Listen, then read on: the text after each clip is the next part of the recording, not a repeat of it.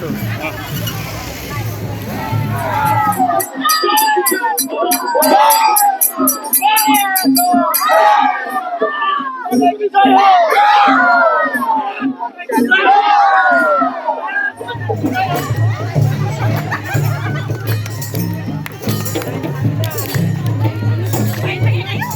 জিন্দাবাদ জিন্দাবাদ জিন্দাবাদ প্ৰথম ক্ষেত্ৰে জিন্দাবাদ জিন্দাবাদ জিন্দাবাদ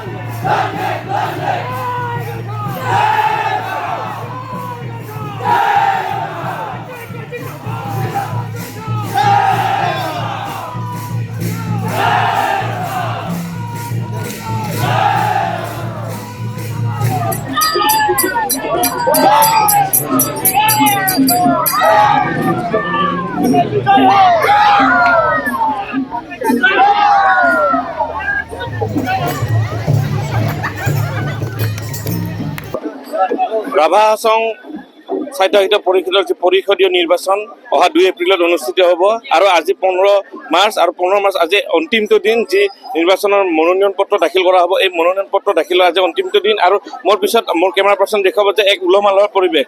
ৰাভা বড়ো আদি বিভিন্ন ধৰণৰ গোৰ্খা আদি সম্প্ৰদায়ৰ বিভিন্ন ধৰণৰ লোক নিজৰ নিজৰ সাজ পোছাক আহিছে আৰু সাজ পোছাক পিন্ধি আহি তেওঁলোকে বিজয় উল্লাস আৰম্ভ কৰিছে। যেন এই এক যেন মনোনয়ন পত্ৰ দাখিল কৰা এক প্ৰক্ৰিয়া নহয়, যেন এই বিজয় উল্লাস হৈছে। এনেধৰণৰ এটা উৎসৱমুখৰ পৰিৱেশৰ সৃষ্টি হৈছে। ইয়াৰ মাজতে হোলীও উদযাপন কৰি আছে আৰু ইয়াৰ লগতে যে ৰাভা হাছং যৌথ মঞ্চৰ সমৰ্থিত যিসকল প্ৰাৰ্থী তেওঁলোকে বকৰ বিভিন্ন কাৰ্যালয়ত আজি তেওঁলোকৰ মনোনয়ন পত্ৰ দাখিল কৰিব আৰু মোৰ পিছত মোৰ কেমেৰা পাৰ্চনে দেখুৱাইছে যে এনেধৰণে এক উৎসৱমুখৰ পৰিৱেশৰ সৃষ্টি হৈছে।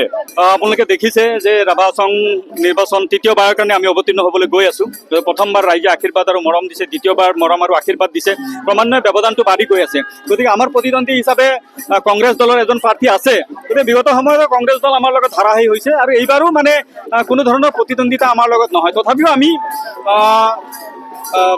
প্ৰতিদ্বন্দ্বী হিচাপে লৈ পেলাই আমাৰ ৰণকৌশল আমাৰ অব্যাহত থাকিব। আৰু লগতে কথা এটা কওঁ যে ৰাভা হাছঙত বসবাস কৰা 7.5 লক্ষাধিক জনসাধাৰণৰ ভৱিষ্যতৰ পৰিকল্পনাৰে, ভৱিষ্যতৰ উন্নয়নৰ চিন্তা চৰ্চাৰে 779খন গাঁৱৰ বিভিন্ন জাতি জনগোষ্ঠী, বিভিন্ন ধৰ্মাৱলম্বী মানুহে যাতে এই অঞ্চলত মানুহ হিচাপে জীয়াই থকাৰ মৰ্যাদা লাভ কৰিব পাৰে, ভৱিষ্যত প্ৰজন্মৰ ভৱিষ্যত সুৰক্ষিত কৰাৰ স্বাৰ্থত আমি যি ষষ্ঠ অনুসূচীৰ আন্দোলন অব্যাহত ৰাখিছোঁ, সেই আন্দোলনৰ অংশ বিশেষেহে আমি এয়া ৰাজনৈতিক পথাৰত অৱতীৰ্ণ হৈছোঁ। এইটো আমাৰ এটা ৰাজনৈতিক আন্দোলন। ৰাজনৈতিকভাৱে আমি মানুহখিনি একত্ৰিত কৰিছোঁ। দিল্লী আৰু দিছপুৰক আমি দেখাই দিছোঁ যে এই অঞ্চলত বসবাস কৰা বিভিন্ন জাতি জনগোষ্ঠীৰ মানুহ আমি একত্ৰিতভাৱে বসবাস কৰিছোঁ, সকলোৱে সহোদৰ হিচাপে বসবাস কৰিছোঁ, সকলোৰে সকলৰ প্ৰতি বিশ্বাস আৰু আস্থা আছে। এই কথাটো আমি বেলেগ বকছৰ জৰিয়তে প্ৰমাণ কৰিবলৈ বিচাৰিছোঁ। আমাৰ লক্ষ্যটো কিন্তু এই অঞ্চলৰ ৰাইজক ষষ্ঠ অনুসূচী প্ৰদান কৰা আৰু ভাৰতীয় সংবিধানৰ ষষ্ঠ অনুসূচীৰ ভিতৰত এই অঞ্চলটো প্ৰৱেশ কৰাৰ লগে লগে, এই অঞ্চলটো সাংবিধানিক স্বীকৃতি প্ৰাপ্ত হোৱাৰ লগে লগে এই অঞ্চলটোলৈ অধিক সুবিধা আহিব। আমাৰ যিখিনি টকা পইচা আছে, যিখিনি ৰাজনৈতিক ক্ষমতা আছে, যিখিনি ব্যৱস্থা আছে, সেই ব্যৱস্থাটো অধিক উন্নত হ'ব আৰু এই অঞ্চলৰ মানুহখিনি মানুহ হিচাপে জীয়াই থকাৰ যি সন্মান আৰু মৰ্যাদা সেইখিনি পাবৰ কাৰণে সক্ষম হ'ব। গতিকে এই সংগ্ৰামত এই অঞ্চলত বসবাস কৰা সকলো জাতি জনগোষ্ঠীয়ে, সকলো জাতীয় সংগঠনে, সকলো ছাত্ৰ সংগঠনে আমাক সহযোগিতা আগবঢ়াইছে।